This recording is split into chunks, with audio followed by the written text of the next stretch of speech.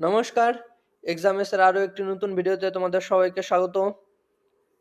আজকের এই ইতিহাস ক্লাসে আমরা 30টি প্রশ্ন দেখব, তার সাথে কিছু এক্সট্রা ডিটেলস নিয়ে আলোচনা করা হবে। আর এই ভিডিওটি তোমাদের প্রত্যেক কম্পিটিটিভ এক্সামের জন্য গুরুত্বপূর্ণ।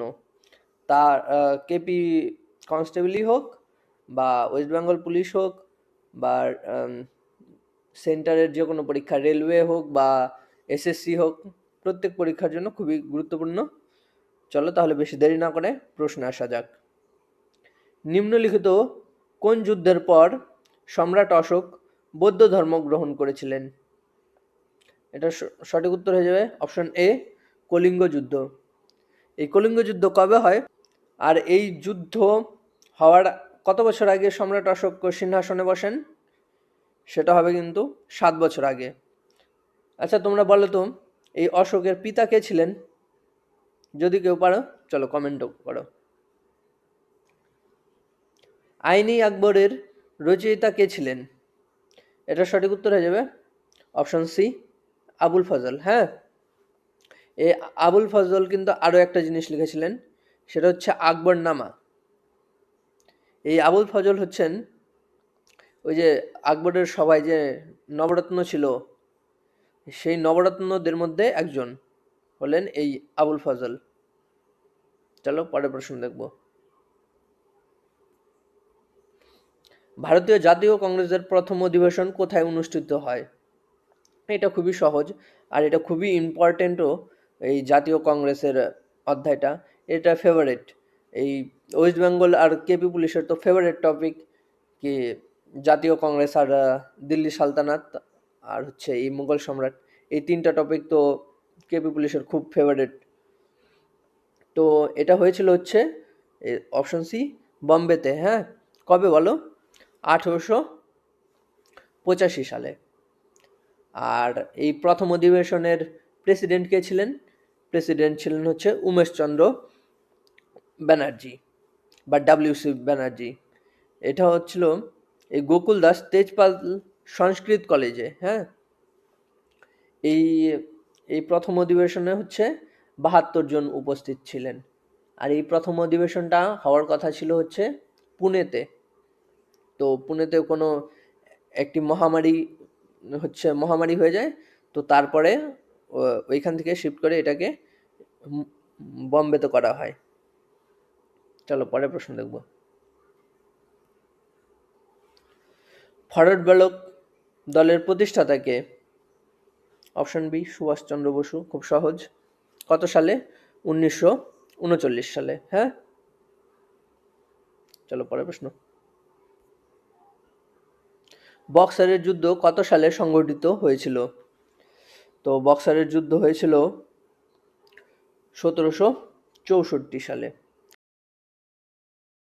ভারতের প্রথম গভর্নর জেনারেল কে ছিলেন? খুব সহজ। Option B, Lord William Bentinck. তিনি হচ্ছে ওই যে সতীদাহ প্রথা চলতো আগে, সেটা মানে বন্ধ করেন তিনি আর রাজা রামমোহন রায় মিলে। কবে? 1829 সালে 4 ডিসেম্বর। চলো পরের প্রশ্ন দেখব। সিপাহী বিদ্রোহের সময় ভারতের গভর্নর জেনারেল কে ছিলেন? তো তখন গভর্নর জেনারেল ছিলেন হচ্ছে এই লর্ড ক্যানিং। আর সিপাহী বিদ্রোহ কবে হয়? এই সিপাহী বিদ্রোহ হয় হচ্ছে গিয়ে 1857 সালে। আর এই যে এই ভারতের গভর্নর জেনারেল যে লর্ড ক্যানিং, তিনি হচ্ছে শেষ গভর্নর জেনারেল ছিলেন আর হচ্ছে ভারতের প্রথম ভাইসরয়। এটা তোমরা ধ্যান রাখবে। হ্যাঁ, সিন্ধু সভ্যতার কোন কেন্দ্রে ডকইয়ার্ড বা পোতাশ্রয় বা পোর্ট আবিষ্কৃত হয়েছে? এটা খুব সহজ, লোথালে। লোথাল কোথায় অবস্থিত বলো? গুজরাতে। আর এটা কিন্তু হচ্ছে মানে ছিল না, কি বলে, ন্যাচারাল ছিল না, এটা হচ্ছে কৃত্রিম ছিল, কৃত্রিম ডকইয়ার্ড বা কৃত্রিম পোর্ট ছিল। গৌতম বুদ্ধ কোথায় তার প্রথম ধর্মদেশনা বা বাণী প্রচার করেন? খুব সহজ, অপশন সি, সারনাথ। আর এখানে তিনি কজন শিষ্যকে হচ্ছে দীক্ষা দেন?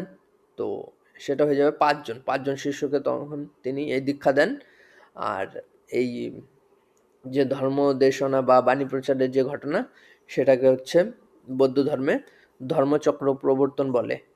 তো এমন না দিয়েও এটা দিতে পারতো, গৌতম বুদ্ধ কোথা থেকে তারা ধর্মচক্র প্রবর্তন শুরু করেন, তাহলে সেটা হয়ে যেত সারনাথ। হ্যাঁ, হলদিঘাটির যুদ্ধ কত সালে হয়েছিল? এটা হয়েছিল হচ্ছে 1576 সালে। কাদের মধ্যে? আকবর আর মহারানা প্রতাপের মধ্যে। আর এই যুদ্ধ হচ্ছে আকবর জয়ী হয়। ঠিক আছে। কাকে ভারতের আধুনিক পাশ্চাত্য শিক্ষার জনক বলা হয়? এটা ওই আমরা আগেই পড়লাম, লর্ড উইলিয়াম বেন্টিংই হবে এটারও উত্তর। কোন যুদ্ধের ফলে ব্রিটিশরা বাংলা ও বিহারের সম্পূর্ণ নিয়ন্ত্রণ লাভ করে? অপশন ডি, বক্সারের যুদ্ধ। বক্সারের যুদ্ধ কবে হয় বলো? এই যুদ্ধ হয় হচ্ছে 1764 সালে। আর এই যুদ্ধ সমাপ্ত কি করে হয়? এই সমাপ্ত হয় হচ্ছে এলাহাবাদ চুক্তি বা ট্রিটি অফ এলাহাবাদের স্বাক্ষরের মাধ্যমে। চলো পরের প্রশ্ন দেখব। কাকে ভারতের নেপোলিয়ন বলা হয়? ভারতের নেপোলিয়ন বলা হয় হচ্ছে সমুদ্রগুপ্তকে। বি হয়ে যাবে আমাদের রাইট অ্যান্সার। হ্যাঁ, অপশন বি রাইট অ্যান্সার। এই সমুদ্রগুপ্ত কে বলেছিলেন সমুদ্রগুপ্তকে ভারতের নেপোলিয়ন? এটা হচ্ছে বলেছিলেন হচ্ছে ভিনসেন্ট স্মিথ। চলো পরের প্রশ্ন দেখব। তরাইনের প্রথম যুদ্ধে কে বিজয়ী হয়েছিলেন? তরাইনের প্রথম যুদ্ধে বিজয়ী হয়েছিলেন হচ্ছে পৃথ্বীরাজ চৌহান। অপশন বি হয়ে যাবে কারেক্ট আনসার। হ্যাঁ, কততে বলো? 1900 না 1191 খ্রিস্টাব্দে তরাইনের প্রথম যুদ্ধ হয়েছিল। আর তখন হচ্ছে মোহাম্মদ ঘুরিকে পৃথ্বীরাজ চৌহান পরাজিত করেন। আর পরের বছর 1900 বলছি কেন বারবার, 1192 তখন হচ্ছে তরাইনের দ্বিতীয় যুদ্ধ হয়। আর এই ঘড়ির কাছেই পৃথ্বীরাজ চৌহান পরাজিত হয়। অর্থশাস্ত্র গ্রন্থটি কার রচনা? এটা হয়ে যাবে অপশন বি, কৌটিল্য বা চাণক্য। হ্যাঁ, আর হচ্ছে এই কৌটিল্য কোন সমসাময়িক? তিনি হচ্ছেন চন্দ্রগুপ্ত মৌর্যের সমসাময়িক। তখন হচ্ছে চন্দ্রগুপ্ত মৌর্যের তিনি হচ্ছেন মন্ত্রী ছিলেন। এই অর্থশাস্ত্র থেকে শুধুমাত্র কিন্তু অর্থনীতি জানা যায় না, তখনকার রাজনীতি আর শাসন ব্যবস্থা সম্পর্কেও আলোচনা রয়েছে এই অর্থশাস্ত্রে। হ্যাঁ, দিল্লির কোন সুলতান বাজার দর নিয়ন্ত্রণ নীতি চালু করেছিলেন? এটা হয়ে যাবে অপশন সি, আলাউদ্দিন খিলজি। চলো পরের প্রশ্ন দেখব। পানিপথের প্রথম যুদ্ধ কত সালে সংঘটিত হয়েছিল? পানিপথের প্রথম যুদ্ধ হয় হচ্ছে 1526 সালে। আর দ্বিতীয় যুদ্ধ কবে হয়? এই যে 1556-তে দ্বিতীয় যুদ্ধ। তৃতীয় যুদ্ধ হয় হচ্ছে 1761-তে। আর এই 1587 কি হয় বলো? 1587 হয় হচ্ছে খানোয়ার যুদ্ধ। এই খানোয়ার যুদ্ধ কাদের কাদের মধ্যে হয়? বাবর আর রানা সাঙ্গার মধ্যে। হ্যাঁ, চলো পরের প্রশ্ন দেখব। শিবাজির রাজ্যাভিষেক কোথায় হয়েছিল? এটা হয়ে যাবে অপশন বি, রায়গড়। দিল্লির লাল কেল্লা কে নির্মাণ করেন? দিল্লির লাল কেল্লা নির্মাণ করেন হচ্ছে এই শাহজাহান। আর শাহজাহানের শাসনকালকে বলা হতো মুঘল স্থাপত্যের স্বর্ণযুগ। ঠিক আছে। 1793 সালে কে চিরস্থায়ী বন্দোবস্ত প্রবর্তন করেন?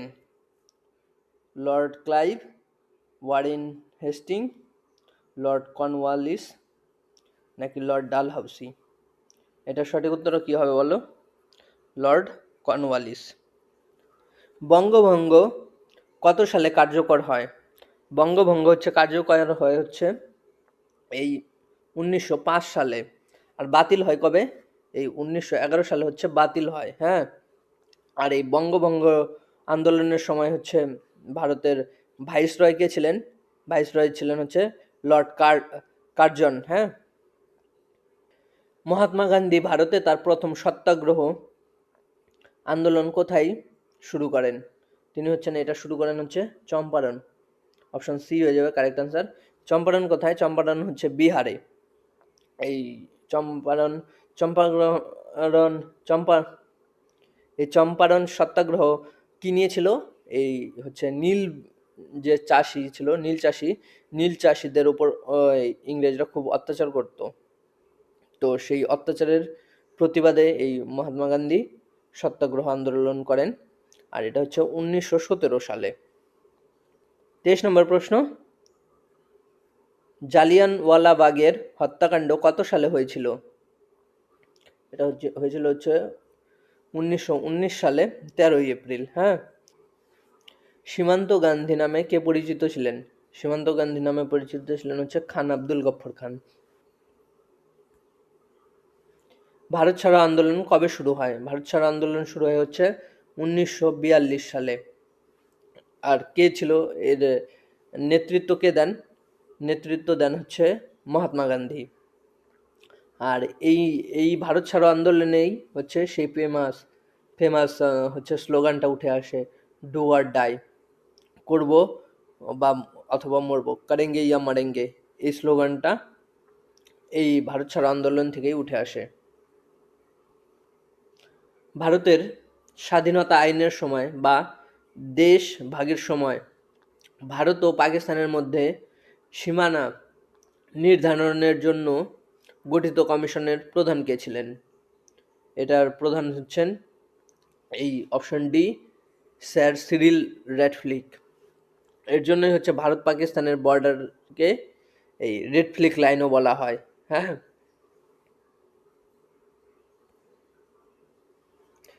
1932 সালে পুনা চুক্তি কাদের মধ্যে স্বাক্ষরিত হয়?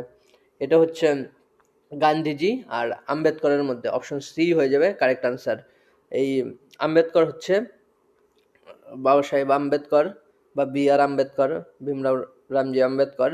ইনি হচ্ছে এই মানে তপশিল জাতিদের জন্য এই আরক্ষণ রিজার্ভেশন চাইছিলেন, তা নিয়ে এই পুনা চুক্তি। হ্যাঁ, স্বরাজ আমার জন্মগত অধিকার উক্তিটি কার? উক্তিটি হচ্ছে এই বালগঙ্গাধর তিলকের। এই উক্তিটি হচ্ছে এই হোম রুল আন্দোলন যখন হয় তখনকার। জৈন ধর্মের 24তম বা শেষ তীর্থঙ্কর কে ছিলেন? শেষ তীর্থঙ্কর ছিলেন হচ্ছে এই মহাবীর। আর প্রথম তীর্থঙ্কর কে ছিলেন?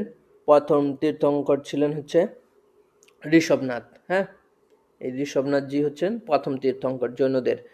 আর এই মহাবীরের মানে কি ছিল, প্রতীক কি ছিল? এই মহাবীরজির প্রতীক ছিল হচ্ছে সিংহ। চলো পরের প্রশ্ন দেখব। হর্ষচরিত কার লেখা? হর্ষচরিত হচ্ছে এই বাণভট্টের লেখা। হ্যাঁ, আর বাণভট্ট ছিলেন হচ্ছে হর্ষবর্ধনের সভাকবি। এই হর্ষচরিতে হচ্ছে হর্ষবর্ধনের জীবনকাল ও রাজত্বকাল বর্ণনা করা আছে। তো তোমাদের এই ক্লাসটি কেমন লাগলো কমেন্ট করে অবশ্যই জানাও। আর তোমরা যারা এখনো আমাদের এই টেলিগ্রাম চ্যানেল আর হচ্ছে আমাদের ফেসবুক পেজে জয়েন হওনি, তোমরা অবশ্যই জয়েন হয়ে যাও। আমরা সেখানেও কিছু কিছু প্রশ্ন দিয়ে থাকি। ফেসবুকে তো আমরা এখন কন্টিনিউ করেছি যে ডেইলি কারেন্ট অ্যাফেয়ার্স আর বিভিন্ন বিষয়ের খুব খুঁটিয়ে নাটিয়ে প্রশ্ন দেওয়া হয়। তো তোমরা যারা এখনো জয়েন করোনি অবশ্যই জয়েন করে নাও। চলো দেখা হচ্ছে পরের ভিডিওতে। জয় হিন্দ, জয় ভারত।